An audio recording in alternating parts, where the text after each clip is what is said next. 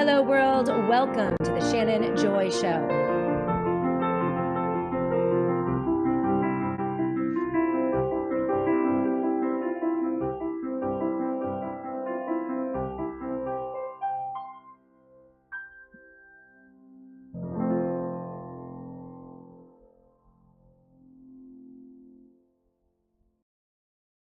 Hello, world, and welcome to the Shannon Joy Show. We're broadcasting live from the Joy Virtual Studio right here in the beautiful Finger Lakes region of New York State. It is so good to be with all of you. It is Tuesday, February 25th, and it is balmy in Rochester, New York. I think we're up over 40 degrees, which is super warm right now.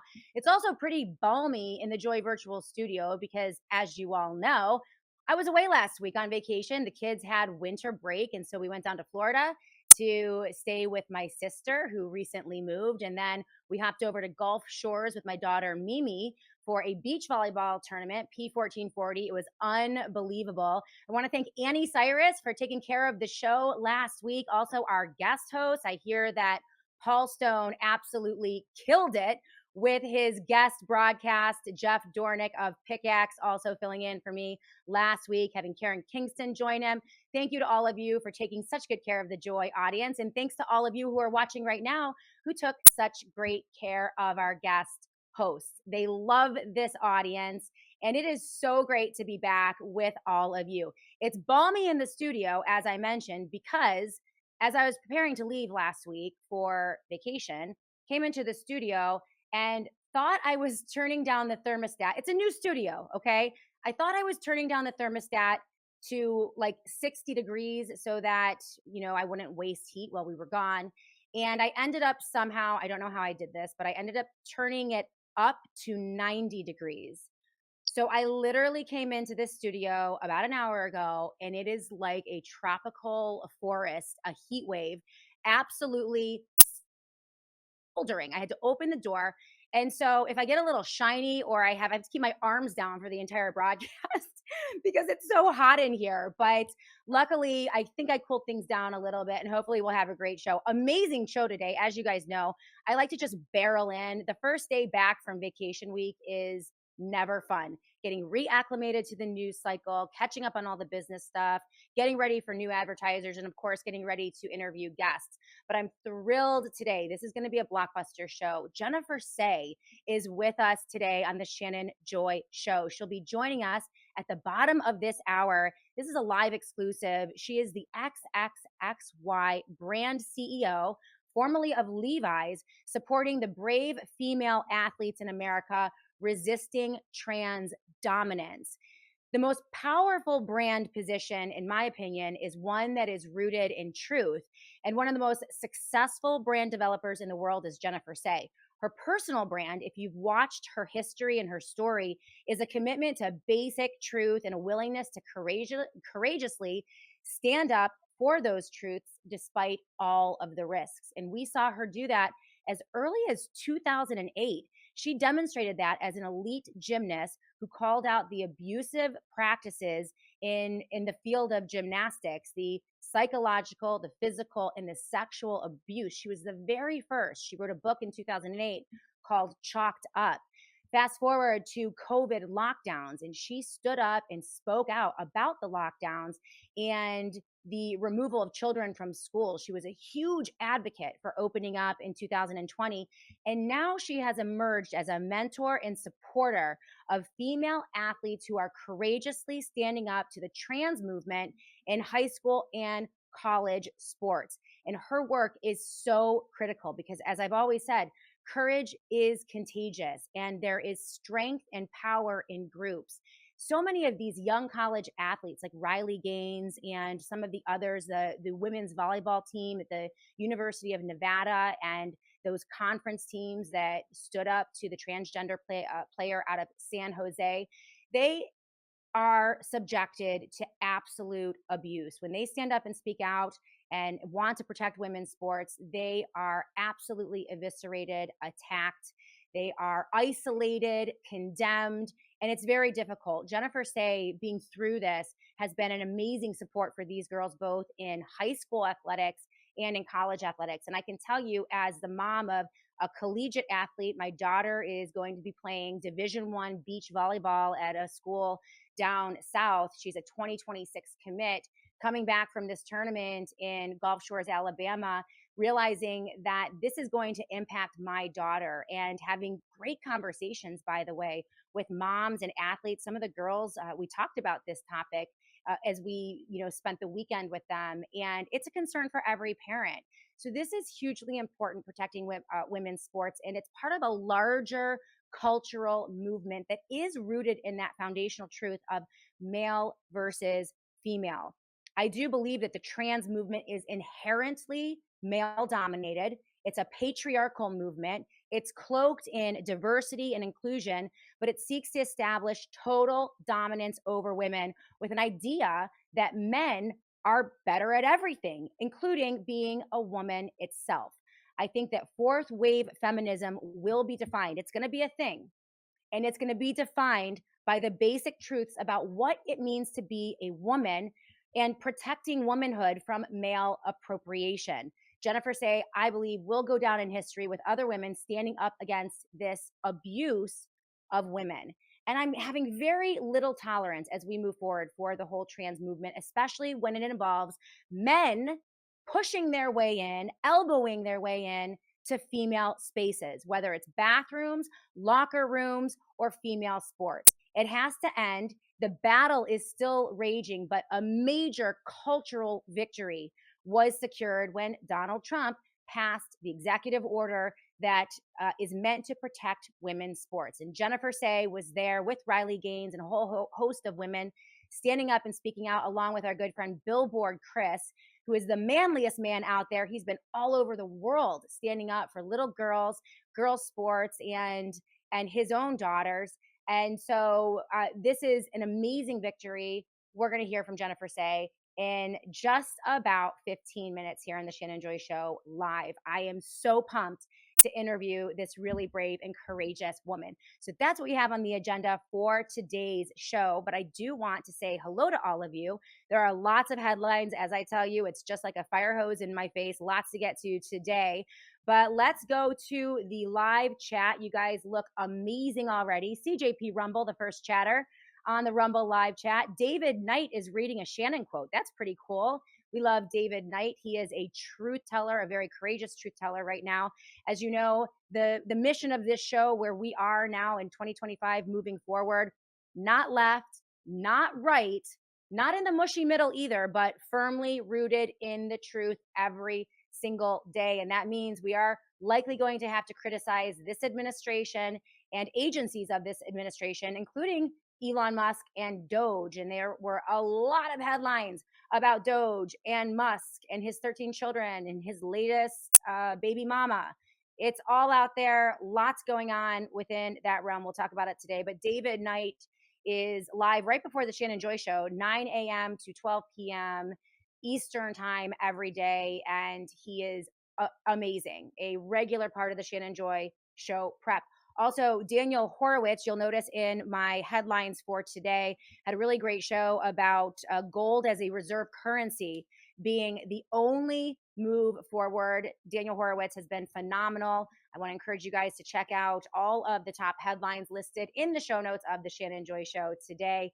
CM 1968 is with us today. Shanae, how was your vacation with the family? It was amazing. It was absolutely amazing. It was a beautiful vacation, lots of time with the family. I really, for the most part, checked out of social media and politics, which, as you know, means I come back to a fire hose in the face of all the headlines.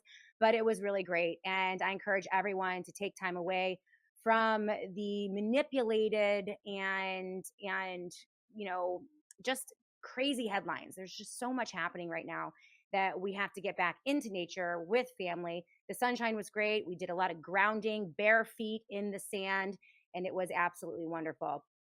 By the way, the girls did great. They finished much higher than they thought they were going to finish. And it was a wonderful tournament for Mimi as well. So we also have KB Smile on the live chat. Hope you enjoyed your time with the family. CM 1968, it's not the same without Shay hosting, but Paul Stone did a good job filling in for Joy while on vacation. That's what I heard, that the Paul Stone episode was killer. In fact, I think at one point he had 4,000 plus live viewers. Hi everyone, Naomi Wolf here. Ashish Kumar Jha, who was the former Biden administration COVID-19 response coordinator, recently gave a chilling speech at the University of Michigan School of Public Health. Jha warned of a new age of pandemics, fueled by bioweapons development and by natural threats. He called for massive investments in vaccines against pathogens that don't even exist yet, and urged a war against so-called, quote, misinformation. But the question we need to ask is, who's working on bioweapons, and how many labs are there globally? Yes, Trump won, but that doesn't mean that evil is not still lurking in the background, and being prepared, no matter what your politics, is always the best defense. The wellness company's Contagion Emergency Kit, developed by Dr. Peter McCullough and his medical board, includes 5 critical life-saving medications, such as ivermectin, Tamiflu, and a nebulizer. It includes hydroxychloroquine. Every household can now have access to these hard-to-get medications without any of the red tape. It's so simple. Fill out a digital intake form and your kit will arrive in 1 to 2 weeks. Don't wait until the powers that be put their plans into action. Stay ready for the unexpected. History has shown that only that way can you really stay safe. Head to dailyclouthealth.com and use code DailyClout to save $32 off plus free shipping. Kits are only available to U.S. residents. I really urge you to go ahead and protect your family now. dailyclouthealth.com and use promo code DailyClout. Thank you. He was amazing. There might be some podcasting in the future for Paul Stone. It's because he's a truth teller, and we invite truth tellers onto the Shannon Joy Show, and also have some of the best advertisers and sponsors who are also truth tellers. And I really want to thank the sponsors of today's show. We love the folks over at Colonial Metals Group. That is Paul Stone's organization. It is the company I trust for my gold and silver. Also thankful for our friends over at the Satellite Phone Store, sat123.com/joy, for all of your emergency needs, everything you need when the lights go out. Everything is always 10% off with the Joy promo code. And really thrilled to welcome, you're going to hear in just a little while today, brand new advertiser for the Shannon Joy Show, All Family Pharmacy. I am so pumped to work with this amazing company. In fact, I was calling on All Family Pharmacy, I want to say a little over a year ago, because I looked at their website, I looked at their company, I thought, man, this is a great company. They offer really great services. I mean, it's amazing what they do, the access that they'll give you to necessary prescriptions. And so I reached out to them initially and actually had a couple good conversations, and nothing ever really happened. And so I was really thrilled about a month ago when one of my ad agencies reached out to me and said that there was an opportunity to team up with All Family Pharmacy. And we are going to be promoting this amazing service and having some of their representatives in on the Shannon Joy Show to talk about the services that they are bringing to so many Americans in need of affordable pharmaceutical products and products that they can stock up on in case of emergency. So you're going to hear about them today. Let's be really awesome to All Family Pharmacy and give them a big Joy family welcome today. So the website there is allfamilypharmacy.com/joy. That's allfamilypharmacy.com/joy. And they are running a promotion for the Shannon Joy Show audience. When you put in the Joy10 promo code, you'll get 10% off everything. So that's the Joy10 promo code. So we said hello to our sponsors and we have set up the show today. Let's go back to the live chat. Annie is with us on the live chat. She is ACU News, saying hello to everyone. And thank you to Annie for producing the show today. Lupine, I hope she doesn't have plants in the studio. Yes, I have plants in the studio, and I have one plant that is very temperamental. And she was all super droopy. This is me turning the heat up by accident to 90 degrees. My heating bill is going to be outrageous. I'm sweating also the heating bill in the studio. But the plant is going to do all right. She's temperamental, but she usually bounces back. Rothen Walker says, Shannon, the mic seems to be having issues today. Annie, I don't know if we can. Oh, we're good. Okay, so Rothen Walker, that's just you. It is your it's your system. The mic seems to be working absolutely well. Buskman is with us on the live chat. Missed you, Shannon. Glad you're back, my friend. Well, it is so good to be back. I really do miss you guys too, as well. So thankful for this amazing audience and all of your support. And I do. I always miss you when I'm away. CM 1968. Did anyone see the clown show that was CPAC last week? Talk about a love fest. It was the worst thing I have ever seen. I gave up going to CPAC about 8 or 9 years ago. I have some great stories or not so great stories from CPAC.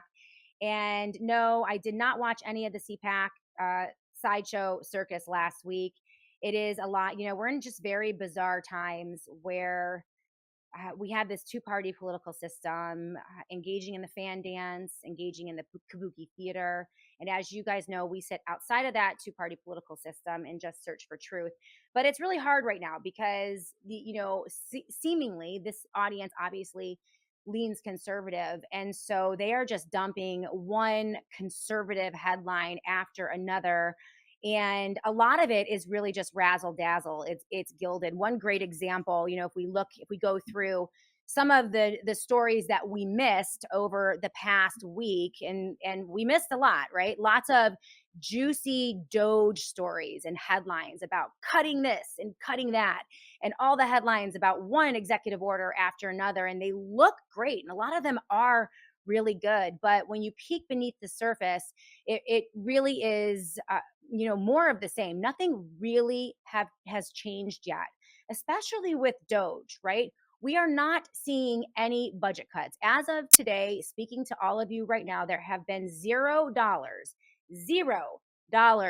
cut from the federal budget. At this point, it looks as if they're just moving the money around. And frankly, if you go to the Doge website, it's very difficult to confirm the headlines.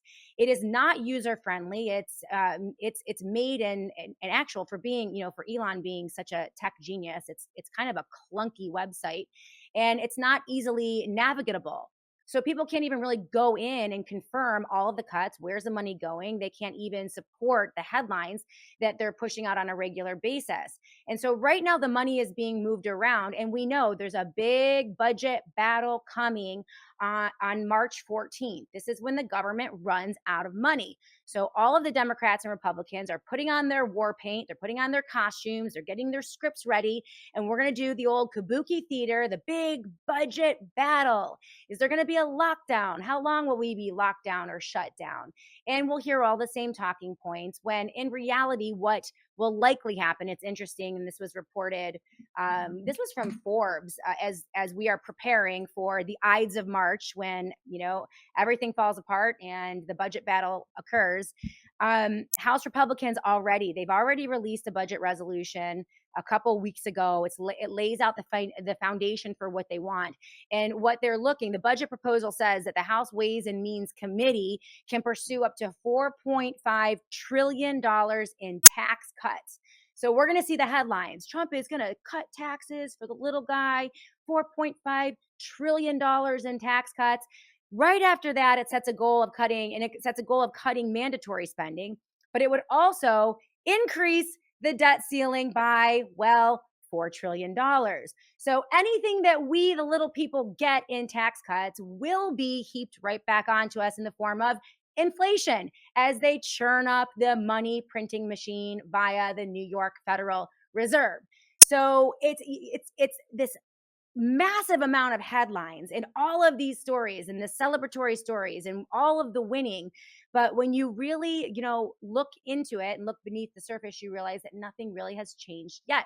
Some of these executive orders are very good, but some of them are flimsy. And there are so many of them, it's hard to know whether or not they're actually being implemented.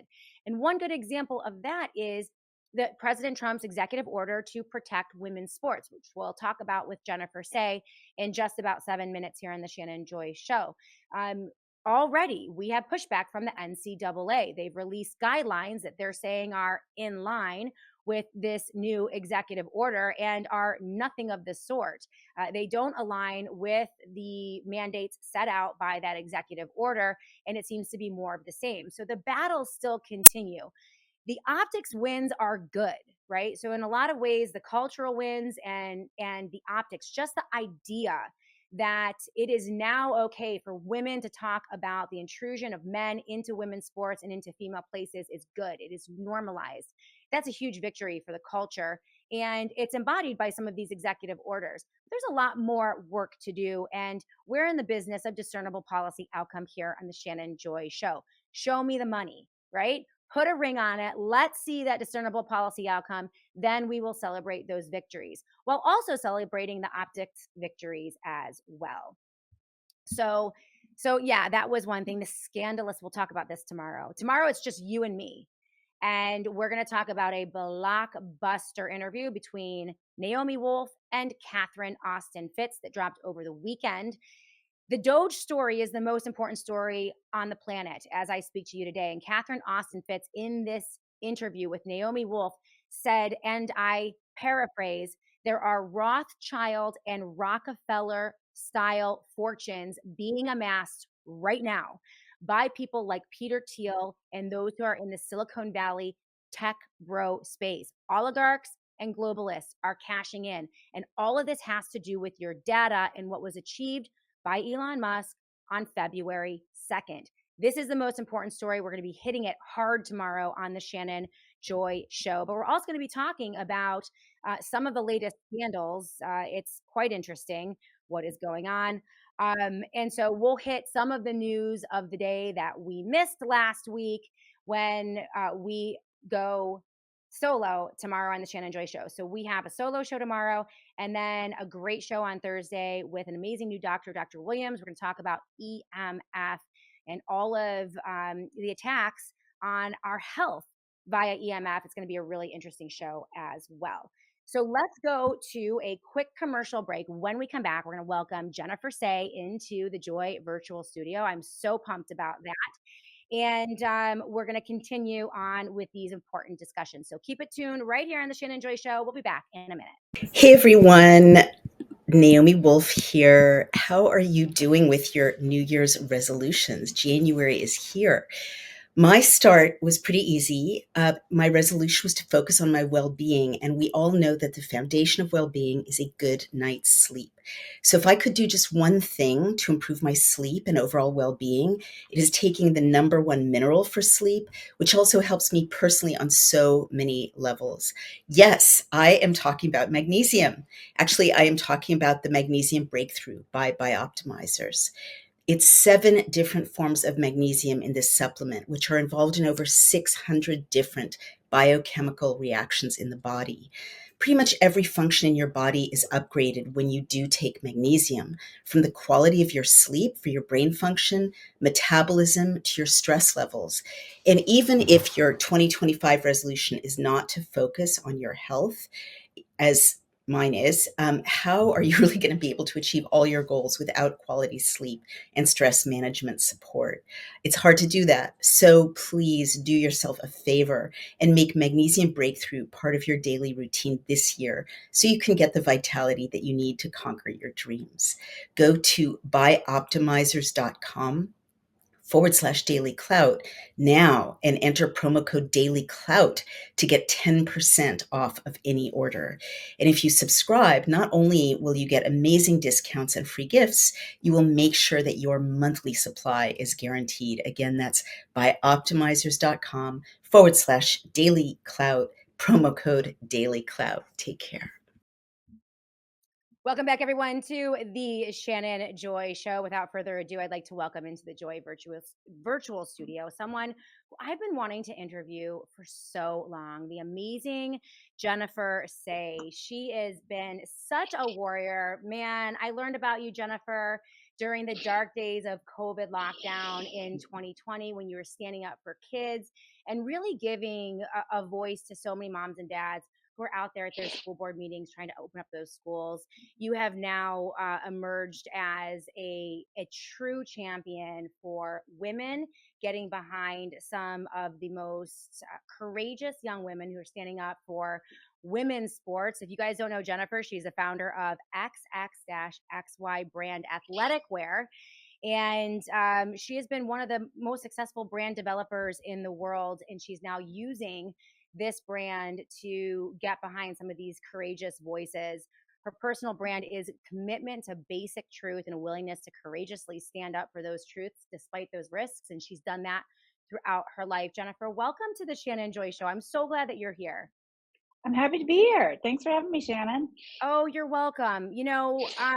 This battle, you have been no stranger to standing up courageously when you are told to stand down and push forth basic truths.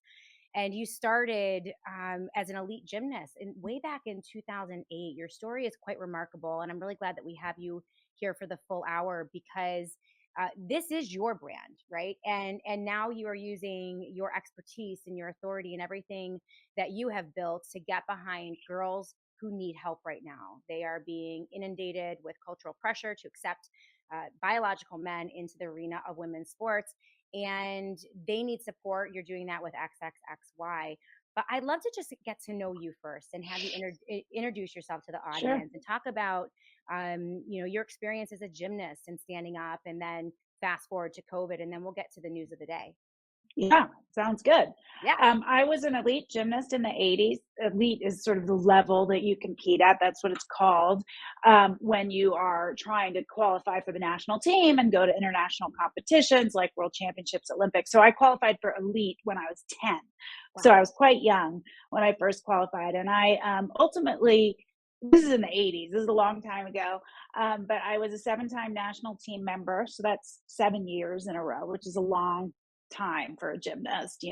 Our window of opportunity there was thought to be quite short and narrow. It's broadening now, which is great. Simone Biles is 27 and she just won the Olympics. That was unheard of or Yeah. unthought of many years ago. So anyway, I was an elite gymnast. Was very successful, but and I was the 1986 national champion as well. But I endured, as we all did, just tremendous horrific abuse, emotional, physical. There was sexual abuse rampant. The Olympic coach from 1984, national team coach during my tenure, has now been banned from the sport for sexual assault and actually rape. I don't know if it's Mm. technically said that way. And we traveled around the world with him. I was not sexually abused, but we were told repeatedly, don't say anything, just avoid him. Ah. So, obviously that creates an environment where we felt like we didn't matter. He mattered because he was this very well respected coach. He was considered a technician. Believe it or not, he was considered the sort of kinder, gentler coach, Oh my versus the word. Carolis or even versus my coaches who were known to be real authoritarians, especially around weight. Yeah. But, we were weighed in and our weight was announced publicly on the loudspeaker twice a day. We were shamed for gaining a quarter of a pound. We were forced to do an hour of extra conditioning after practice if we gained a quarter of a pound. It was not uncommon for things like, I don't coach fat gymnasts, to be said Wow. to us, we're not taking you to the next meet. In fact, at one point, a young girl who was younger than me, she was probably maybe 9 at the time, and her parents were quite overweight, and she was a tiny little thing, but she'd gained weight, upon the way in, because at 9 you're growing every day. Right. And they said over the loudspeaker, do you want to look like your parents? Do you want to end up looking like your parents? So I say all this just to paint a picture of how Right. horrible it was. Our bags were searched for food. When we traveled, food was taken away from us. We were subsisting on, a few hundred calories a day and training 8 hours a day. So it was pretty brutal. And, on top of that, I trained on broken bones. I trained on a broken ankle for 2 years. There was a doctor that came to our gym and just shot us all up with cortisone. We were underage. There was no parental approval. I could go on, but I won't. You get the point. So when I left the sport, I really struggled, as you might imagine, for a very long time.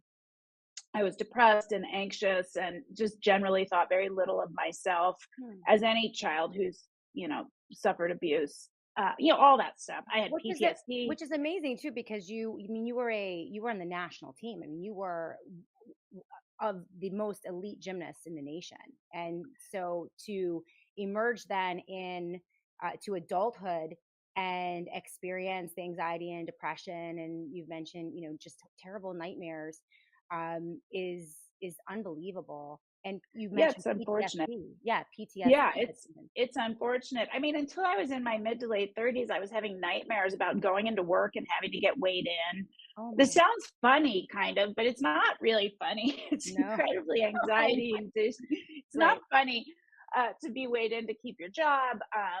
It doesn't matter. I had terrible nightmares. So anyway, in my late 30s, I sat down and it's worth noting I was a very functional adult at this point. Mhm. I had two children. I had a big job. I was already a vice president at Levi's. I was married.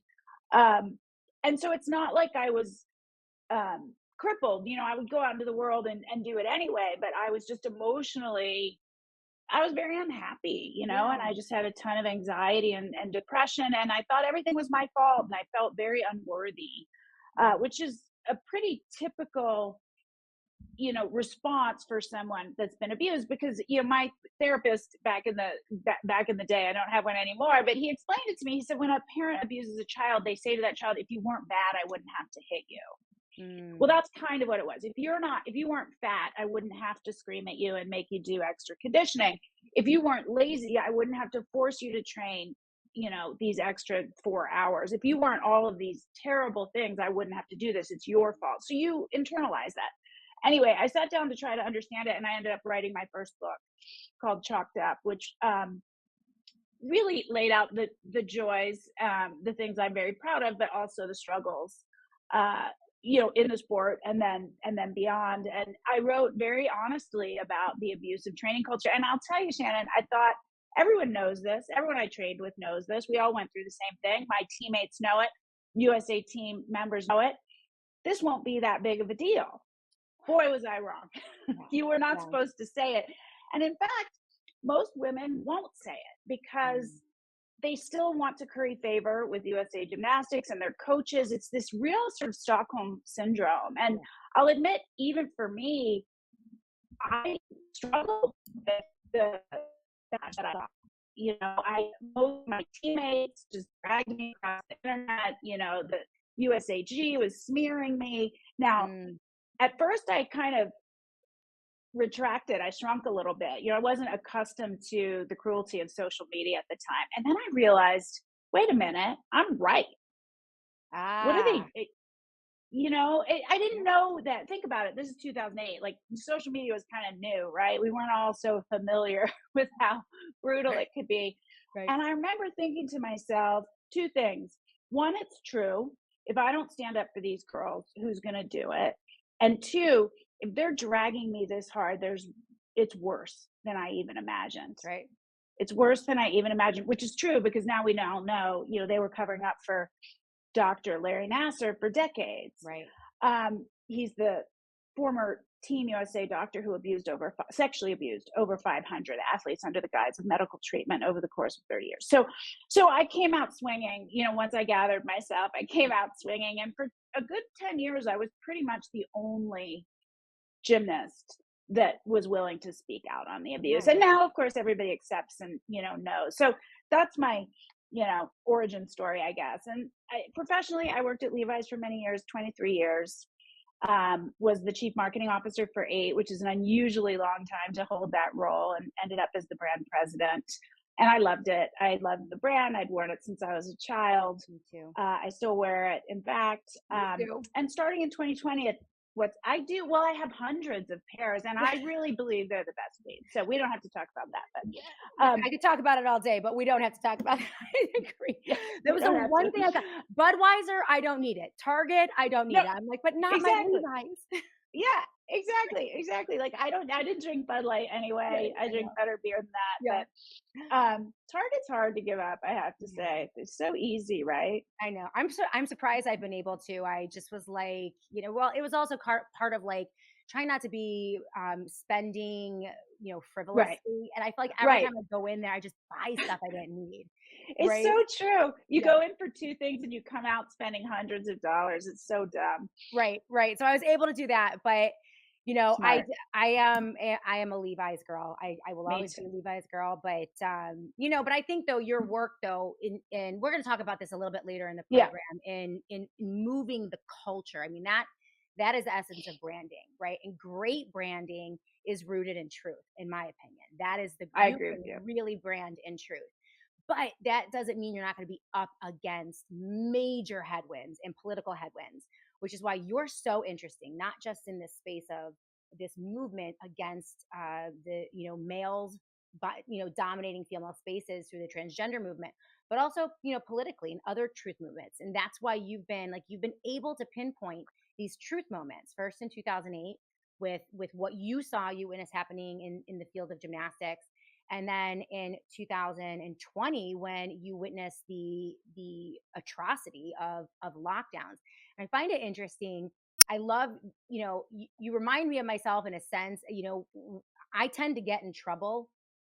I tend to kick hornet's nest inadvertently, right? I Yeah, just say the truth and I think, wow, everyone's just everyone going to, knows.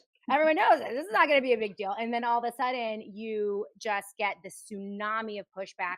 Happened with me when I began reporting on vaccines Yeah, in the the mid 2014 2015, and I was like, what the heck did I just do here? yeah, So you have a way of stumbling onto these very, very important cultural issues.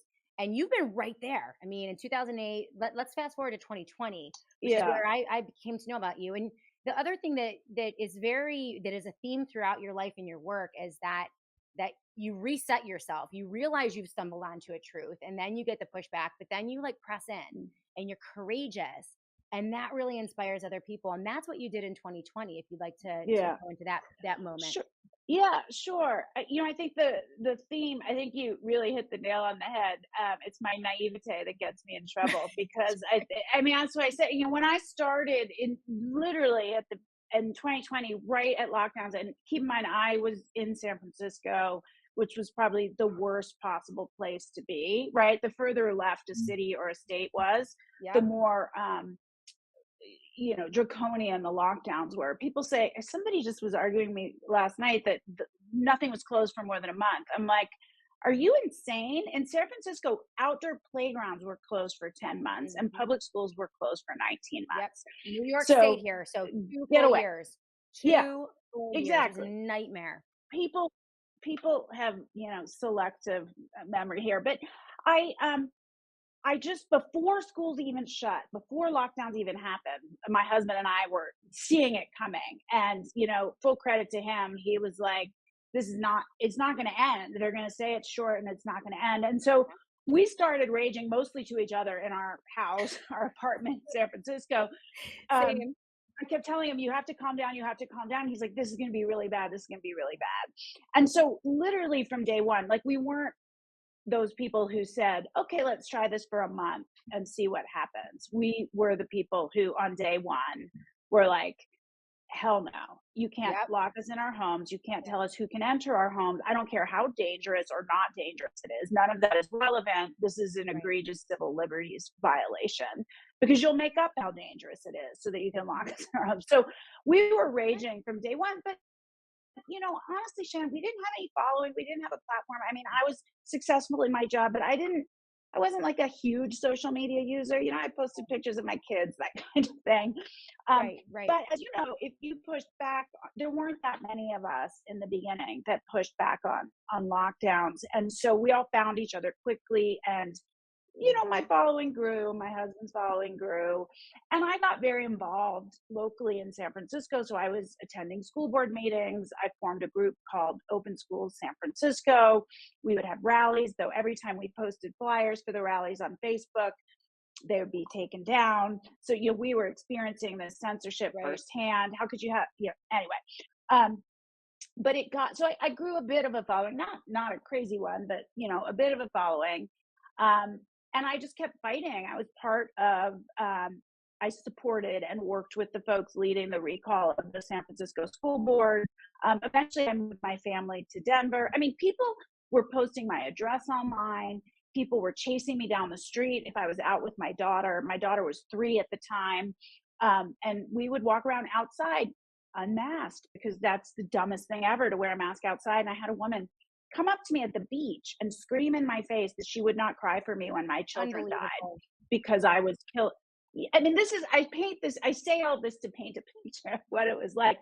But I think, your description was a good one, because I started naively thinking, well, everyone's going to see it. Maybe they don't see it now, but who wants to harm children? No one wants to harm children. And then the private schools open, but the public schools stay closed. And I thought, well, they'll certainly see the hypocrisy there if I point it out. Boy, was I wrong. Right.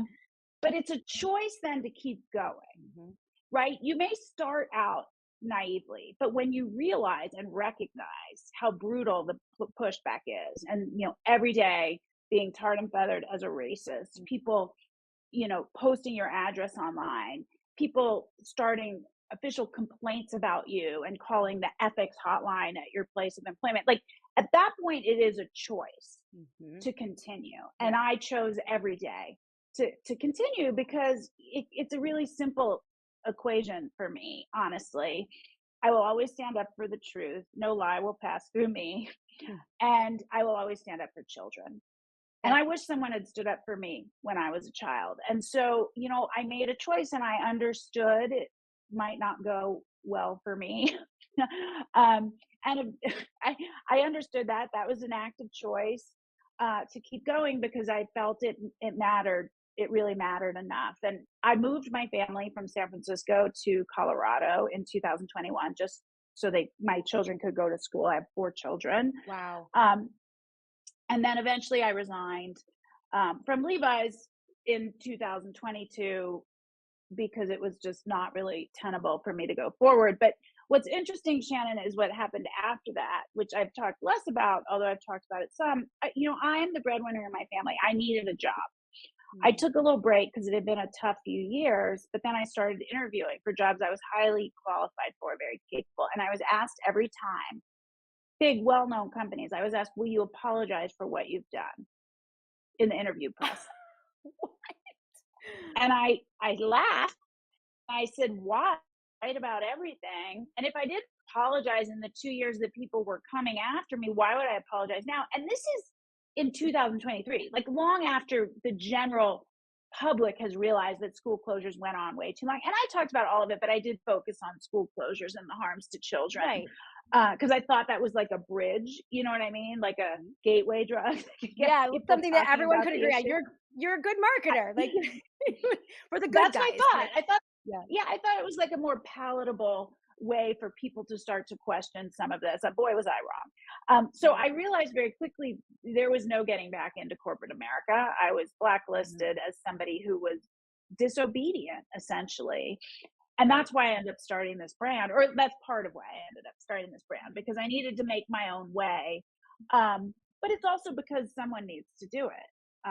And I feel uniquely suited to create a brand. I'm a former athlete. I'm a brand builder for over 30 years.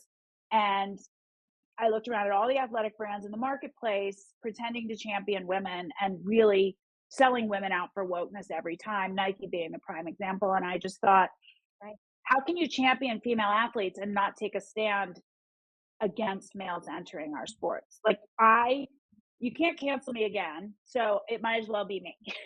Basically. I love it. Full emancipation. Yeah. You get to do it your way. And you are helping so many girls. And I reached out to you. I think I might have reached out to you a couple weeks ago. My daughter she's a 2026 commit. She's going to be a D1 beach volleyball player. Cool. And this is so meaningful to me. And watching these amazing young women in, out west, and the players for Nevada, what was it, 5 or 6 women's volleyball teams who stood up And they said we don't want to play against biological men. Yep. The San Jose scandal.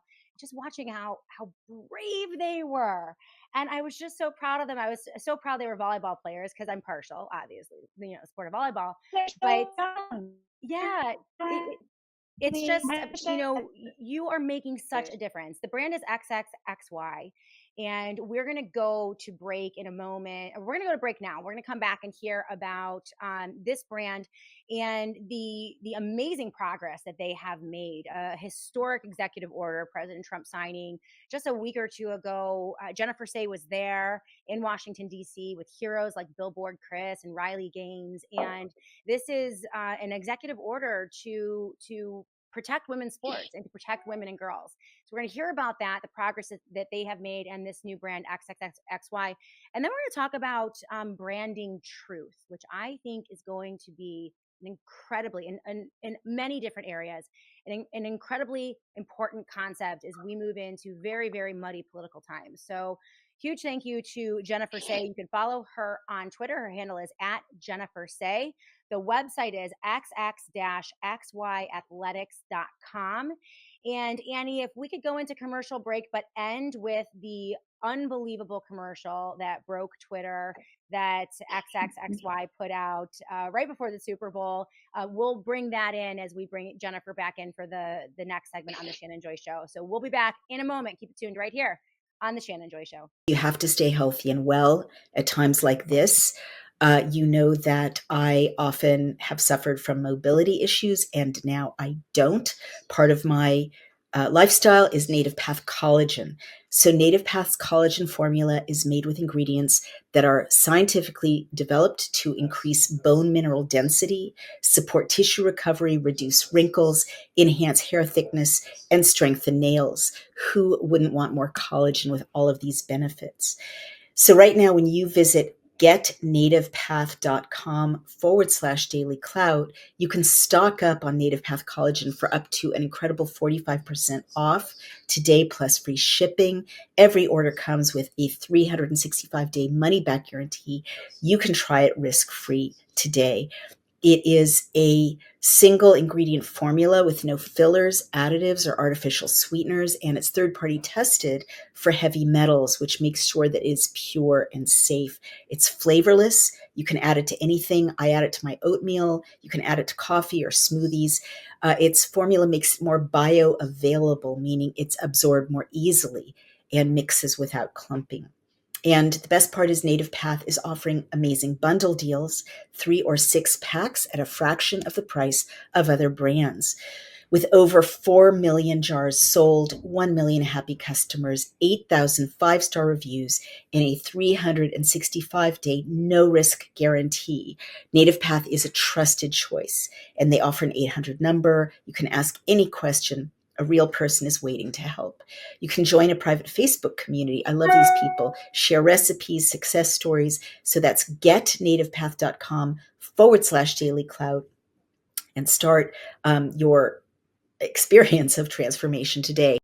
Riley Gaines and Sia Leahy are in hot water over their transphobic comments. And I just gotta say, who cares if biological males play in women's sports? Just be inclusive. Could not agree more. This is just a bunch of fear-mongering from right-wing bigots.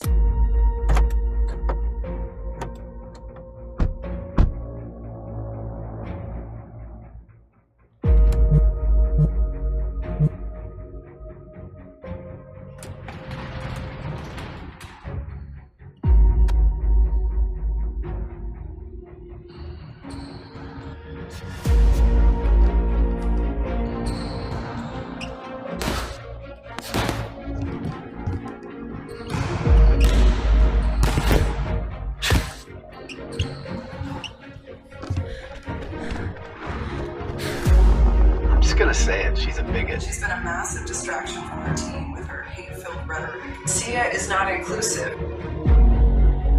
And males invading women's sports isn't even a problem, as far as I'm concerned.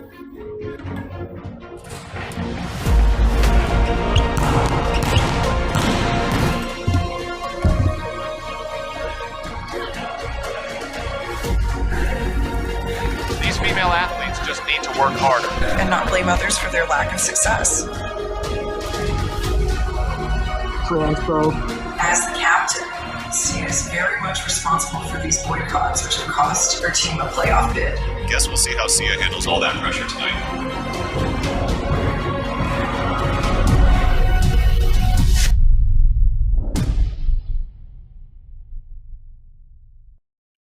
Amazing. And that is the commercial from XXXY. Jennifer Sey, the founder and CEO of this new athletic wear corporation that is standing up for girls and getting behind girls. In that commercial, you saw Riley Gaines and Sia Lili, who has led there was one other girl, Jennifer, in that video that I didn't recognize, but I would love, it's amazing. I have goosebumps, like absolute goosebumps. Thank you for doing this, right? Just blazing a trail for these girls and getting behind them, which is what I see you doing, right? Because they needed support. They came against so many, ESPN and these major brands and the industry of athletics, telling them to sit down, shut up, and get on the field or the court with biological men who are just pummeling them. Some of the videos of Blair Fleming, the biological male that they were asked to play against, are just terrifying. I mean, they could get injured, they could get harmed.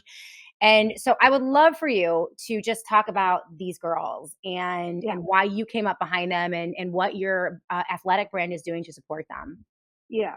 So the women in the ad, the young women, are all real athletes. The gymnast is Neely Gaines, who's a Tennessee state champion, and she is Riley's younger sister. Awesome. We fight for her. She's someone obviously hoping to compete in the NCAA in a couple of years. But she's an amazing gymnast, amazing athlete.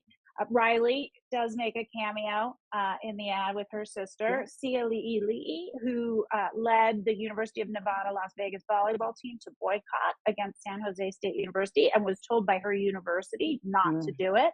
And she did it anyway. I mean, the courage of these young women it's kind of mind-blowing. Right. And then the Taekwondo athlete is JC Bassett, who is quite young as well, 16 or 17, and she's a world-ranked Taekwondo athlete, will probably be in the next Olympics. Is ranked, I think, in the top 3 in the world right now for her weight class. So she's an outstanding athlete as well.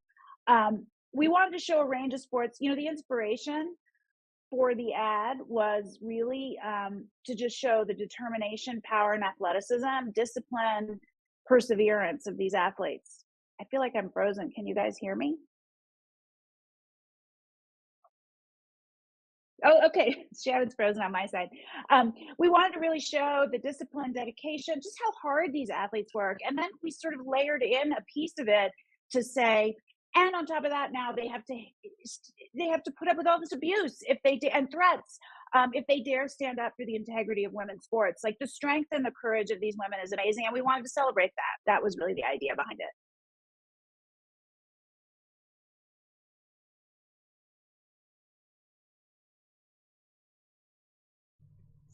Okay, I'm going to apologize to our audience and Jennifer. Seems like I have lost Shannon. So I know you just saw a couple of ads, but I'm going to have to push another ad until we get Shannon back on. Okay, So I'll wait here. Perfect. Stay tuned right here, guys.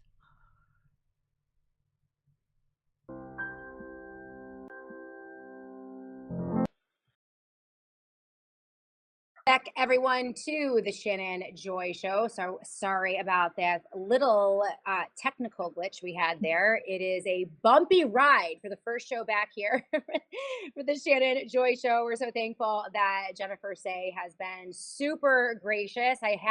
I got a snippet of your last answer, Jennifer. We were talking about the amazing commercial that was pushed out by XX-XY Athletics on behalf of these young women standing up to, biological men competing in their spaces. And you were talking about the girls in the commercial. If you want to do a quick recap of your answer, we'll get back into the body of this interview. So sorry about that, by the way.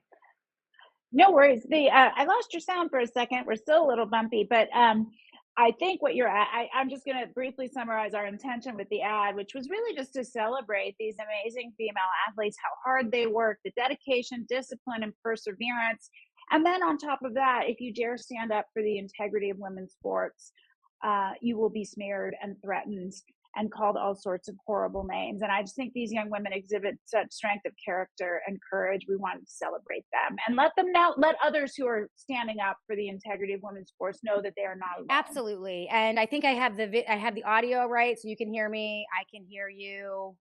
Yep. Audience, how is everything? Yeah, you guys are all making fun of me right now. Shannon pushed the button that she's never I swear I didn't push any buttons. I don't know what I did.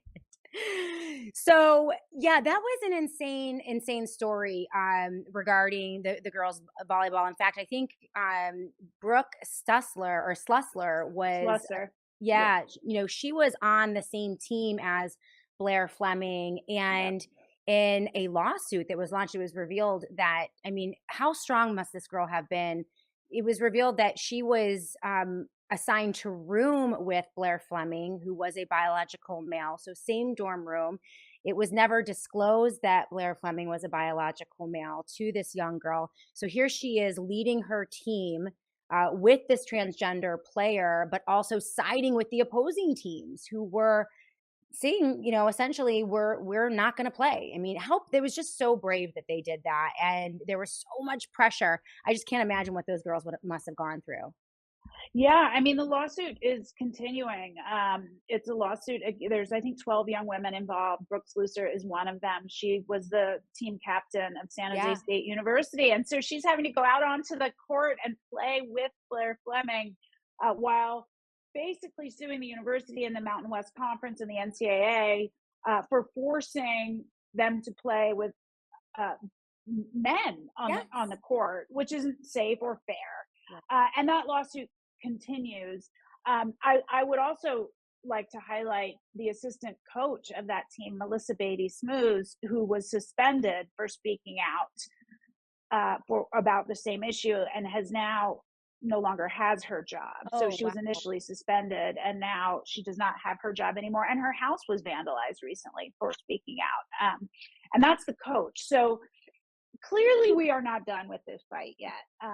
It continues. We'll talk a little bit about the executive order and what an achievement that was, but also the limits. There are limits to an executive order's reach, and we can talk about that. But I will tell you, because the ground is shifting under our feet and more people are comfortable standing up and speaking out on this issue, the other side is pushing back even harder. And I think we have a long way to go for all sorts of reasons, but the Democrats are not giving this up. They're doubling down. Let's talk about that executive order, historic executive order. And as you all know, I'm an equal opportunity critic of the left or the right on a lot of things.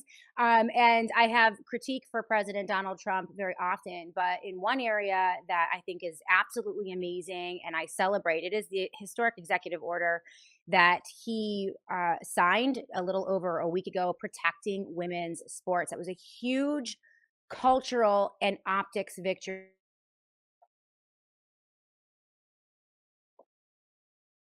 Tell us all about it. Okay, I lost you a little bit there again, but I think you asked about the executive order, which I was present for, and that was very exciting. I was standing right behind him. In fact, he handed me his papers when he was done, which was kind of crazy. Wow. Basically, he signed a whole bunch of executive orders on the day he took office, and then this one came a couple weeks after. On the day he took office, there was one defining sex as binary, which was very important. This one specifically was about protection of women's sports and keeping women's sports for those born XX only. It's incredibly well written. It's exactly what it needs to be. I would say, he has made this at the center of our cultural conversation, which is very necessary. And I think giving confidence to some people who have been quiet and in the shadows and shaking their heads that this is crazy, giving people the confidence to kind of come out and say, we can't accept this anymore. But it's an executive order. That is not legislation. That is not federal legislation. That is not state legislation. That is impermanent. It exists and, expires with this office of the presidency. That's the first issue with it. It's not an issue with the executive order, not a criticism. It's exactly what it should be. But the office of the president has limits, as it should. Otherwise, we, would have a king, and that's not the way our Constitution is written.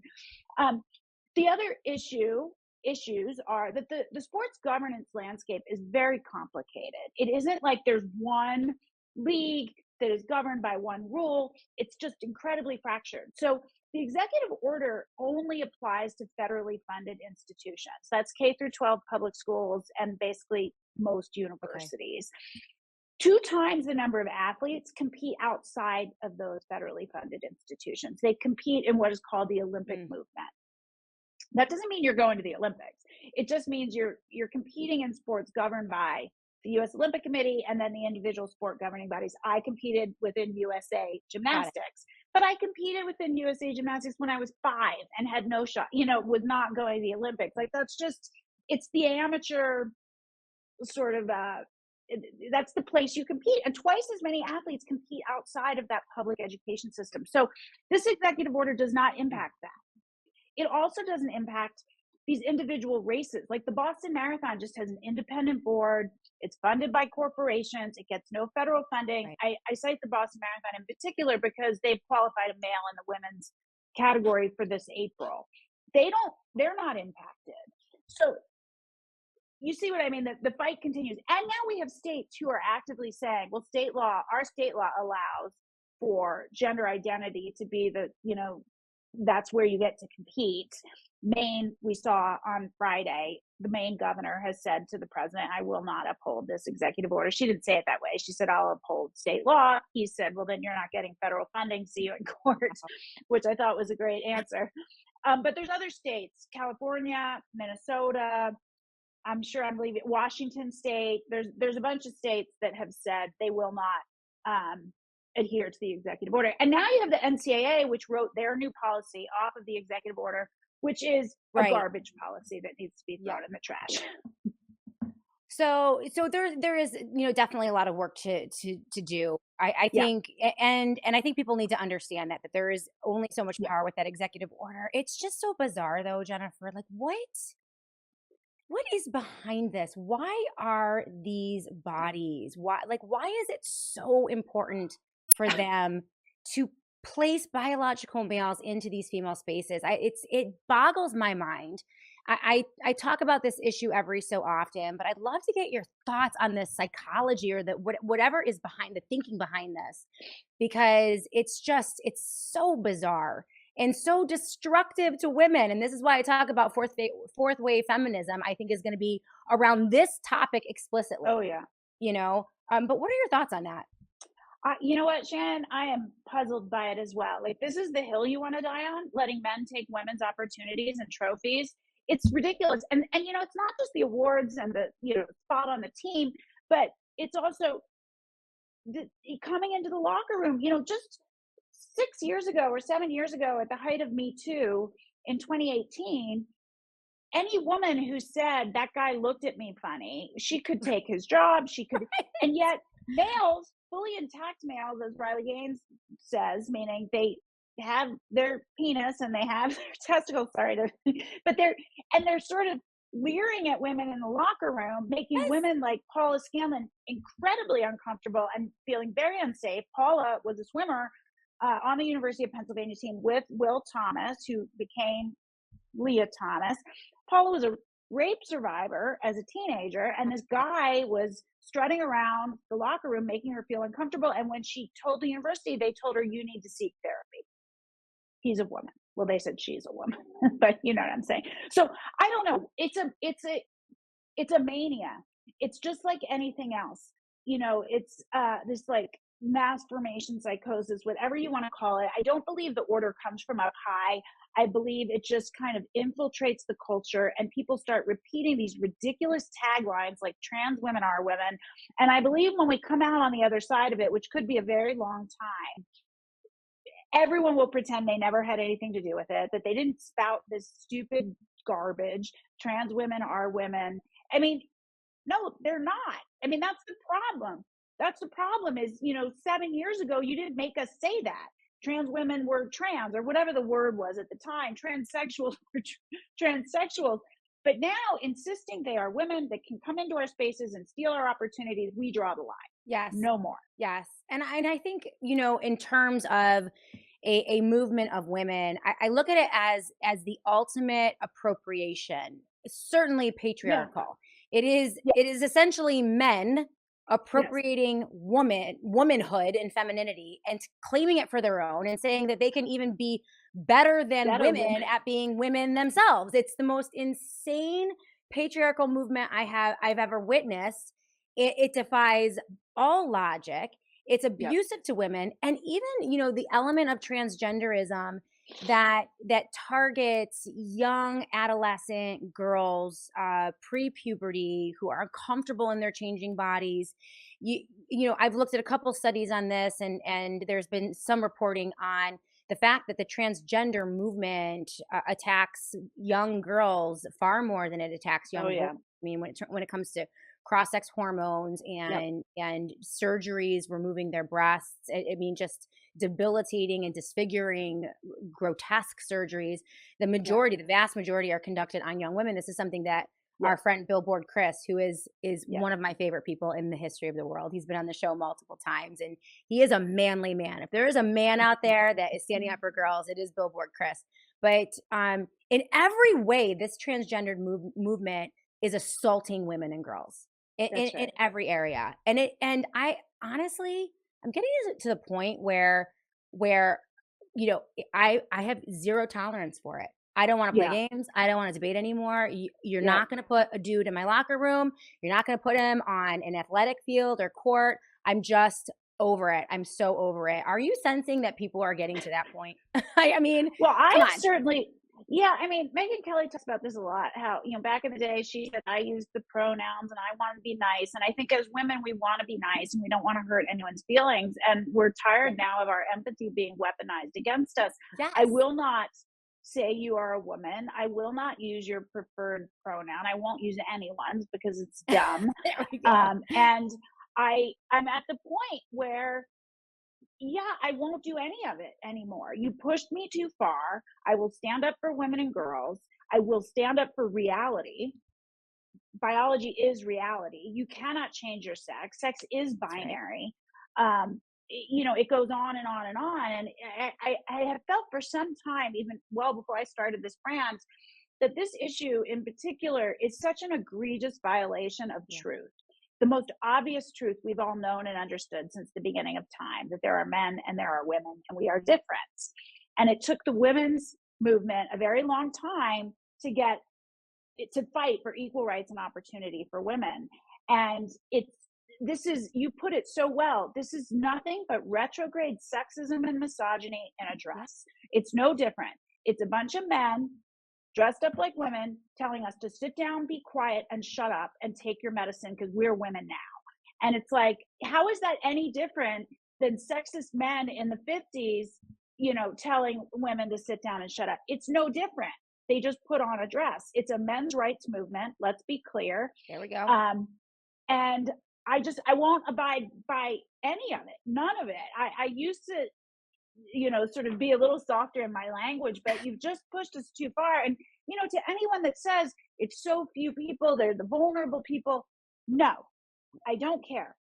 Taking an award or making one woman feel unsafe or unprotected is too many.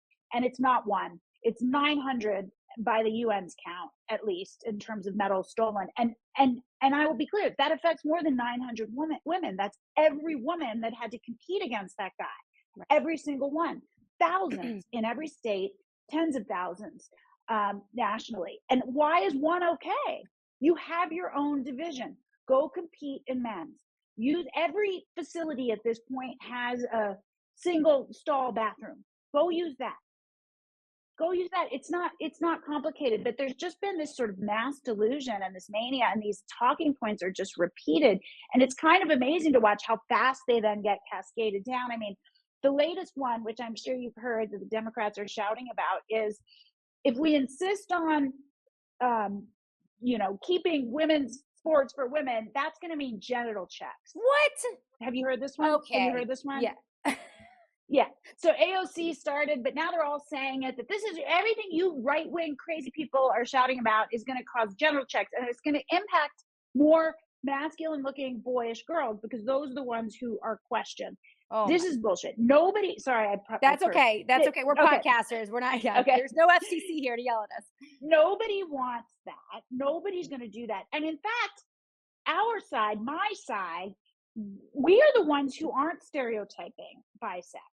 Right. We love tomboy. I was a tomboy. I played Little League as a child before I got super into gymnastics. We don't question a more athletic looking girl as being male. We don't. You're the ones on the other side, the ones on this gender ideology movement train who are saying, oh, you don't like playing with dolls? Maybe you're a boy. You don't like playing with trucks? Maybe you're a girl. They're the ones that are using these retrograde sexist stereotypes. So, but you see it, the taglines, it's like they get pushed into the ether and then suddenly everybody's using them. And not long after AOC started spewing this genital check thing, somebody confronted me wearing one of our t-shirts at the soccer field using the same line. Wow. So it, like, and I don't think, I mean, I don't know where you are on this. Like, I don't think there's like a memo that goes out that says everybody will now say these lines, but they just get, I mean, it's grassroots marketing. Yeah. To use your analogy about branding, it's really grassroots marketing. You push it out, they take the baton and they run with it. I tend to think that it's a little more sophisticated than that. I think that that in these highly pervasive movements, there usually is something behind it. And that's a discussion for us to have on the show. I mean, that is not even necessarily a discussion that we have to have about like why it's here or where it came from. We can look at the situation as it exists today and say this is outrageous. And it's women like you supporting the girls who are standing up and us reinforcing each other and sticking together and using those strength in numbers to push back and push back hard. And that's what I love about what you do, is that there are no punches to be pulled anymore with this. It's gone way too far. And the fact that they're just doubling and tripling down and pushing for this is pretty outrageous. But I think that the cultural movement is more important. And every time, my show is political, right? So we are heavy on the politics. But I always say, when we hit these topics, people are like, well, Shannon, what can we do? It's madness out there. Yeah. What do we do? And I'm an everything but the kitchen sink kind of gal. And like, listen, there are national political battles. There is, national legislation, executive orders. We can fight there. There are state and local battles that we can fight in the state and local level. There are legal battles, court battles. But ultimately, I think that the cultural battle is the most important. It's that messaging, and it's the culture that's going to drive everything else. And I think that's really where you are. And I think that's why you're so important, because of this idea of truth as a brand. It is the harder way to do things. And it's something I've struggled with growing my show, independently over 12 years. I don't fit into the Republican or Democrat space. I don't fit into that area, but I am firmly rooted in truth as best I can find it, right? I'm not always right about everything, and people can disagree, but we're going to pursue basic truths. And it was probably 10 years ago that I reported on Phelan Fox in that horrible story of the boxer. And I was one of those moms. I mean, I'll remember it was about 10 years ago that I sat with a mom in the Soda Central School District, where it was the very first time they were forcing a 10-year-old biological boy into the little girl's locker room, and the parents, and those battles were being fought. I mean, so this has been going on for quite some time. I'm thrilled to see that it's getting now this attention and that it's moving the culture. And every time I get despondent about politics, I get into the real world. And over this past weekend, I was down in Gulf Shores, Alabama, with a bunch of beach volleyball players, and the girls are amazing. Like, we started talking about this topic.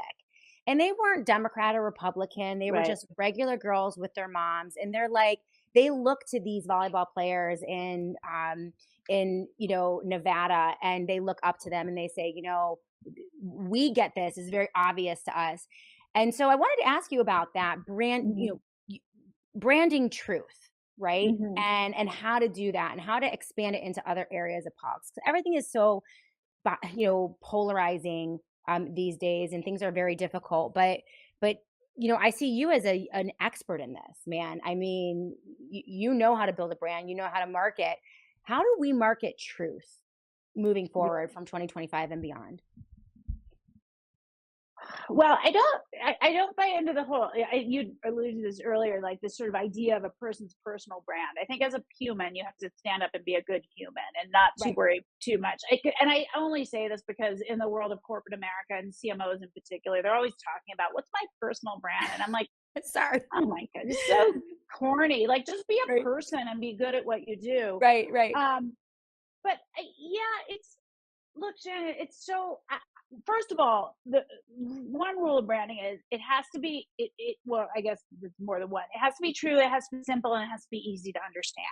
So it can't be overly complicated. People have, an attention span of like 2 seconds. So, our mission for our brand is to protect women's sports. And what's amazing is we're not even a year old, and the playback we get, why did you buy this brand? It's the only brand standing up to protect women's sports. Like, I would have killed for that kind of brand playback when I was at Levi's, and that's a brand that's over 150 years old. So we just hammer that message over and over and again. So I do think simplicity is key. And the hard part with this sort of obfuscation of truth is it is really complicated. It's complicated everywhere because the media is constantly telling us, the mainstream media is constantly telling us something else and positioning themselves as the arbiters of truth. But I think folks like you, independent journalists, independent shows are breaking through because people are peeling away in record numbers, not just from mainstream media, but obviously from, the mainstream candidates or the Democratic candidates as well. Right. And I'm a registered independent. I was a Democrat for many years and COVID turned me away. So I'm not running to the other side. I want to just be able to kind of stay independent minded and not feel forced to adopt the policy of either party because they both sort of force it, but I think, what I tell people is politics is downstream from culture. And so I think you're right to focus on the culture piece of it. And that's why the whole reason these laws have been passed, Title IX was bastardized, frankly, and Trump just, put it back on course, is because the cultural conversation had been influenced for a decade by the left with pronouns. And we all did it I didn't do it, but, most people did it just to be nice. And then by the time it comes for legislation, we've all been brainwashed. Yeah. Right. Yep. So I want to be part of wresting this culture back with the full force that it was taken from us. And it sounds extreme, but every bit of it mattered. You cannot tell me what to say. You cannot have my language. You cannot have one instance. You cannot take the truth from us. So, but I think to get back to truth, we need people. It's like this multifaceted approach. We can make a difference because we're so focused on one issue, which is not at all diffuse and not at all hard to understand. But there's a million issues that truth has been kind of wrested from people. And so we need lots of people taking on lots of different issues to change the cultural conversation. It's a real challenge, really being in the political space and dealing with the two-party political system that, they really do have their ways of spinning things and the little fan dances that they do and really trying to get to the truth. I do see, I'm also an independent, it's a blank no party here in New York State. So that's my official registry. But I am meeting, again, when I pull myself out of the political space and just get into the world, and I'm talking to Democrats right now, I'm talking to Republicans, and they are desperate for the truth, and they do sense that there is this managed kind of perception and mass propaganda, and I think this is just kind of one part of it.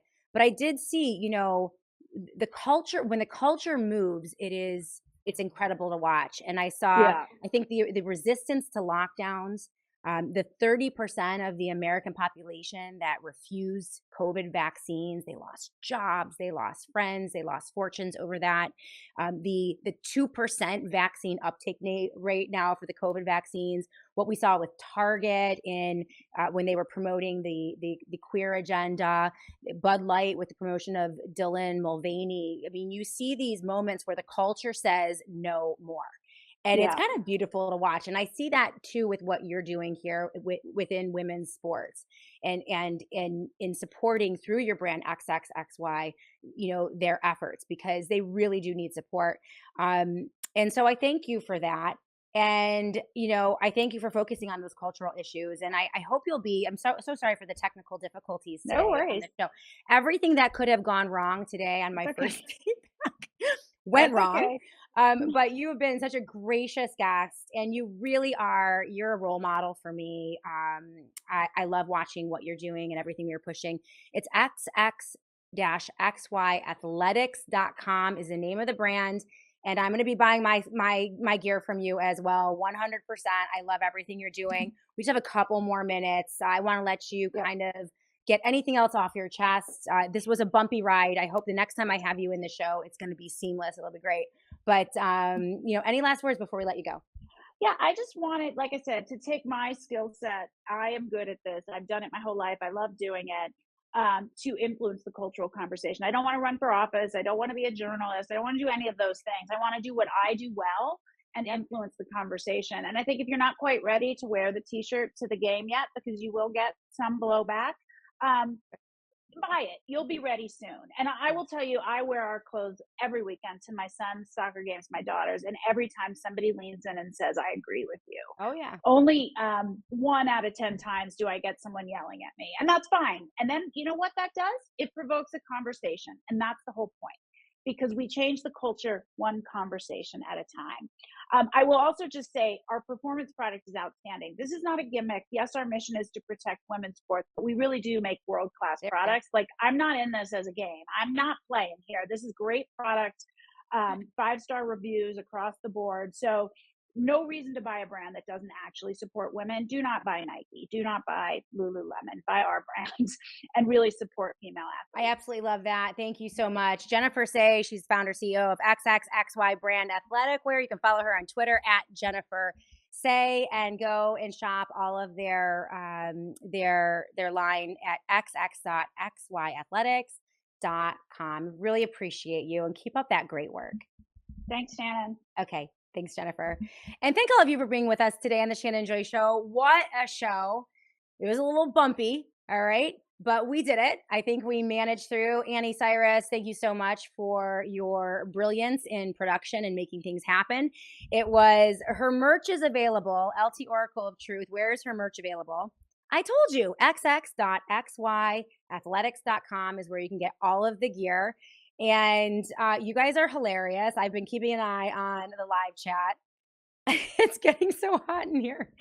You guys, I saw the comments. I think she needs a little bit of power. If I'm shiny today, it is because it literally is 90 degrees in the studio right now, and I can't lift my arms. It's the thermostat. Everything's been going so well. I know you guys love when things do not go well for me, because you like to, razz me and make fun of me. And so now that we have Annie, everything's just so smooth. It's like back in the day. Remember when we were self-producing and I would forget to turn my microphone on and we'd have all kinds of glitches? Yes. Thank you, Guitar Lily, for pushing up xx.xyathletics.com. It's a boycott, BUYCOTT.